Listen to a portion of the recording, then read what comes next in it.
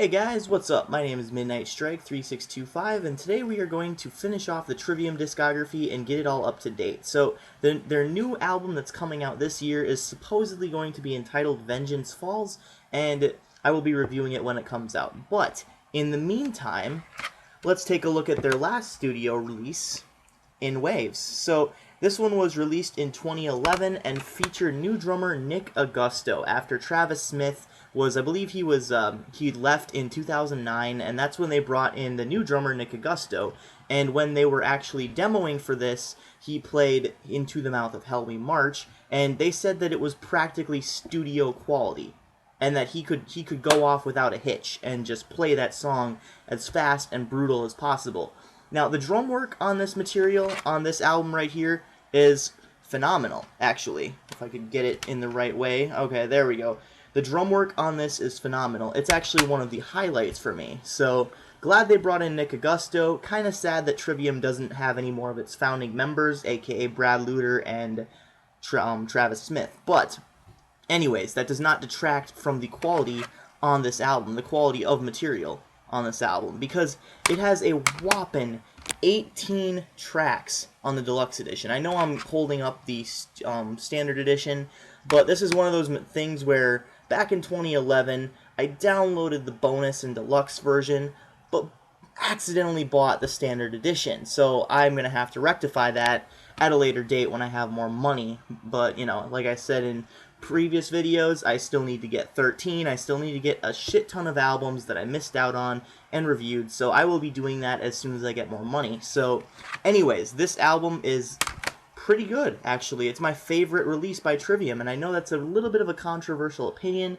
because as with Shogun, this album received mixed reviews, either extremely positive or extremely negative. So I'm going to be on the extremely positive side, because while this album is not perfect, it's still my favorite. It still has its problems and issues, but I still love it. I still love all the songs, and for me, this album is a return to what Trivium were on Ascendancy and before that. So, Ember to Inferno, Ascendancy, Trivium EP, all that, you can definitely hear the chemistry of the band is back, and the energy, and just the motivation, really. I mean, they go back to the formula where they actually have a little bit of an intro instrumental, as well as an outro, so this is even going before Ascendancy. This is like back to Ember to Inferno. And if I were to compare it to anything, it would be Ember to Inferno, the distorted, weird production of Ember to Inferno, mixed with the song quality and production and just the guitar work of Ascendancy. So this is basically like their first two albums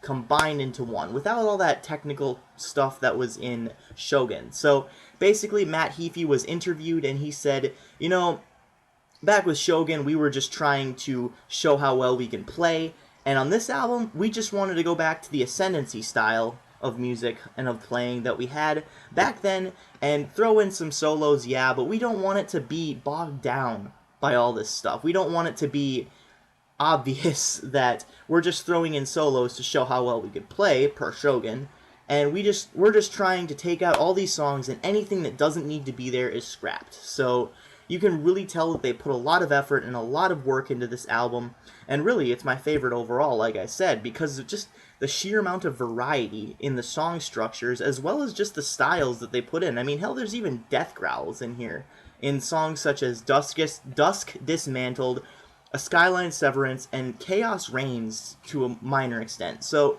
to begin, there are songs with both screaming and lyrics, and screaming and cleans.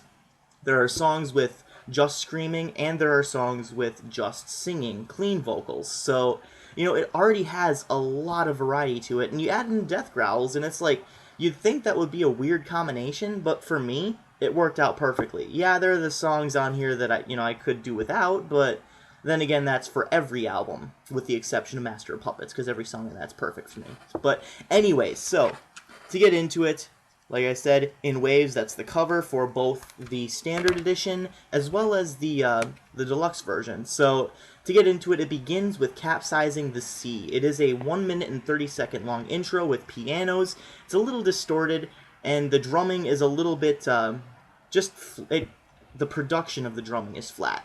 However, it works perfectly with this. It sounds like it's being played in the background. It sounds like it doesn't really have that much bass to it, but it works really well for setting the atmosphere of the album and the cover even. You know, I don't say this very often, but you know what is that, first of all? But I don't really care. The gray scale of the cover with the production of the album, it just fits. I don't really know how to say it. It just really fits. That's really all I can describe. So, Capsizing the Sea is of course my favorite intro out of all Trivium stuff. And, you know, the end of everything was really good. It was a piano intro, like I said.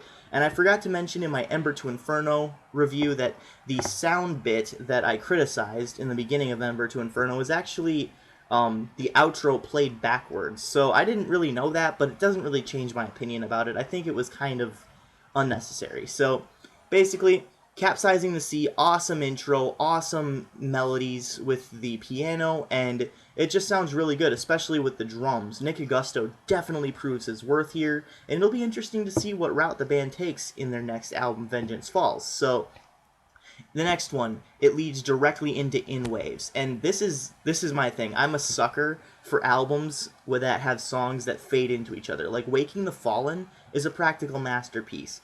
Meteora by Linkin Park. I love how all the songs just fade into each other. I mean, it's like one conceptual album, basically, with just a bunch of parts that, like I said, fade into each other and would fit perfectly into one song. So, I don't know. That's just my thing. But it goes right into In Waves, and this is a very interesting song. It's a very varied song in the structure, and like I said, the distorted production kind of fits here. I wish they would kind of bring up the bass and bring it more towards the front, though, instead of the flat production, but it definitely fits here, and it fits for what the band were going for. That's just my personal preference. There is singing and screaming in this song. It begins with, I believe it's Matt Heafy or one of the members screaming In Waves, and then, of course, the chorus, Do I End This All for the World to See, in waves, with the backing vocals. Do I take everybody else down with me? The lyrics are actually really good on this album, and they definitely make a return. They have made a return on Shogun, but they definitely continue that trend of lyric writing in this album after they were actually lost in the Crusade, it seemed, because the Crusade, like I said, definitely just... the lyrics are really seriously lacking in that album. I don't like it. But this album, like I said, they're back, and it's good. And the only gripe that I really have with this song is it's a little repetitive with the chorus. It seems like they just put that same chorus in every single time, and it just... I don't know, it just rubs off the wrong way, but I still love the song. So the next one, of course, is Inception of the End, and this is the one that's most like Ascendancy, and this is the one that would definitely do good with the Ascendancy quality production. The production on this song just kind of seems a little bit flat, as opposed to what they should be going for, in my opinion. So it's got a really fast, aggressive structure, and I really like the variants of the guitars, and they use just a lot of different flavors with the guitars. The drumming's perfect and spot on. They scream the verses, and like I said, sing the chorus just like they did with In Waves, and it's a lot more varied than In Waves, too. I actually like this song a bit better, so...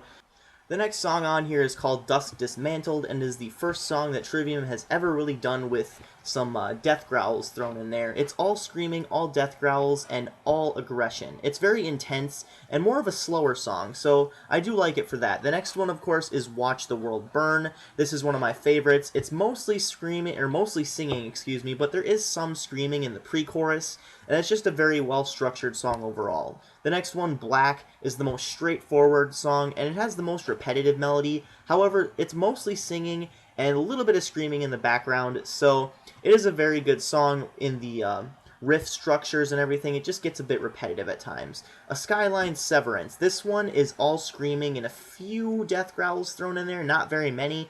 This one, out of the all screaming songs, has my favorite guitar work with it. It's the fastest, and I don't know, I just like the guitar work, this tone. It's very heavy, very aggressive and intense, and has really, really great drum work on it. So, Ensnare the Sun. This is one that is mainly drumming, And it has some guitar work in the latter half of it. It sounds more like some acoustic guitars, and at first it took me a while to get into. It's only on the deluxe version though, but at first, like I said, it took me a while to get into because I was just taken aback to Godsmack's Faceless album when they actually included a song like this. So it sounded a bit weird to me at first, but then I grew to like it because it was just a hint of flavor added to an already phenomenal album. So the next one, Built to Fall, this one's all singing. This one's probably the most radio-friendly. There is some screaming in the very end of it, but it's more towards the background, so it's not really prevalent in this song. Really like it. Like I said, one of my favorites. The next one, Caustic Are the Ties That Bind, another one of my favorites.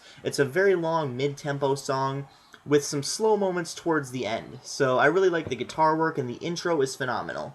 And the drum work as well is just spot on, pretty much. So of course, the next one is my favorite song overall, and it is entitled Forsake Not the Dream. Now, the intro really caught me off guard because I was listening to this in my car while, going to pick up my friend, and when I listened to this for the first time, I was just like, what? What is this? Sounds kind of cool, at first, because it sounds more like a rock song. And I was watching reviews for this album, and Chainsaw Gears 12, he reviewed Shogun as well as this album. So in his review of this album, he pointed out something that when I heard it, I was just like, I can kind of see that. He said that this was more of a punk flavored intro, and I didn't really think of it at the time, but now that I think about it, he's right. It actually does kind of sound like a punk song. So there are punk flavors in a metal album. I mean, that to me is pretty badass that they can actually infuse that in my favorite song and actually make it work, too. So,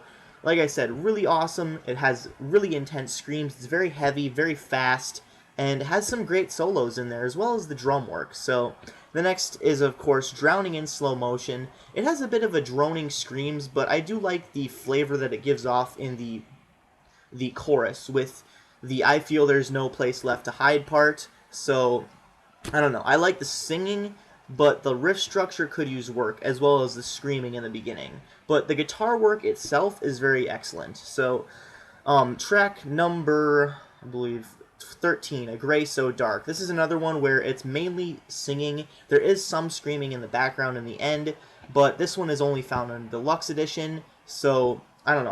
I like it overall, but it's a bit more radio friendly than I would really prefer. So, Chaos Reigns, this is another one that's all screaming.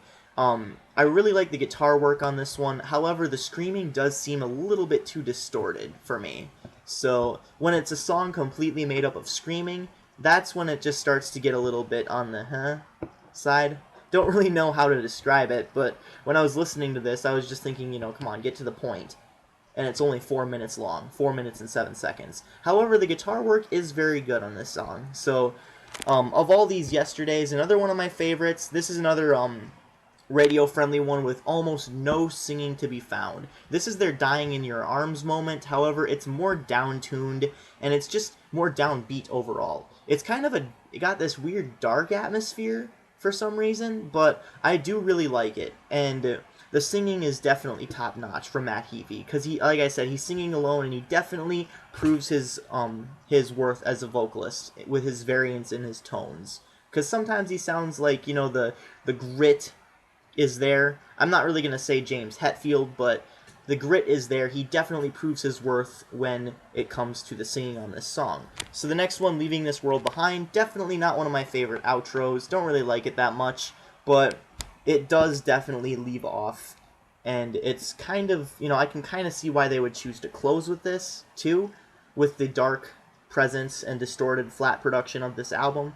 So, Slave New World, Shattering the Skies Above, and those are the two bonus ones at the end. They are not prevalent on the standard version, but Shattering the Skies Above was on Blood and Metal God of War soundtrack.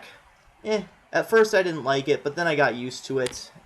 Slave New World, this is a cover. It's mainly all screaming, and Trivium's really good at covers. I actually really do like this cover. I really like the flavor that it gives with the screaming and everything. I like the guitar tone, and the distorted production definitely fits. So, overall, while I do really like this album, and it is my favorite album, I can still see its problems. I'm not completely blinded by, what people would call elitism or fanboyism, I think I only used the word elitist once, and that was before I really knew what it meant, so go figure. Anyways, I do really like this album, favorite album, but the flat production and, the distortion, like I said with Ember to Inferno, kind of rubs off the wrong way. However, the song production, or the song riffs, the guitar work, the song quality, definitely reminds me and gives me an Ascendancy vibe. So with that, it is my favorite album, and I'm going to give it a 9.8 out of 10. So thank you very much for watching. This is Midnight Strike 3625. Keep calm and rock on.